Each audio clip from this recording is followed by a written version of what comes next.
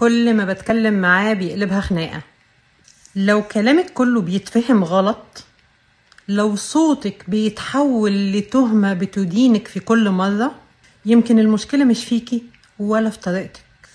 هل الخلاف بينكم بيكون دايما على موضوع معين، ولا هو انعكاس لحاجة أعمق من كده؟ غالبية الأزواج بيتخانقوا على حاجات صغيرة جدا، بس بسرعة الموضوع بيكبر وبيتطور وبيتحول لخناقة كبيرة. غالبا الخناقة ما بتبقاش عن الموضوع اللي انتوا اتخانقتوا عليه.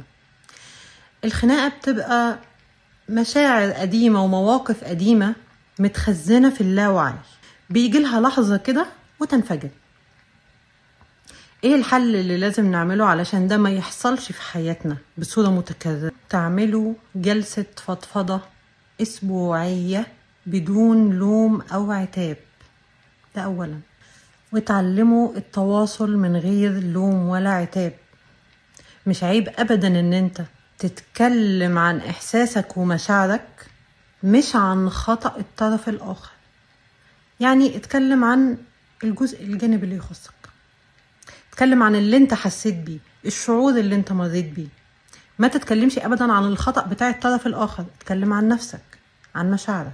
خليك دايما واعي ومركز، وفي كل مرة تحس بغضب من تصرف شريكك اسأل نفسك: هل الوجع ده قديم ولا جديد؟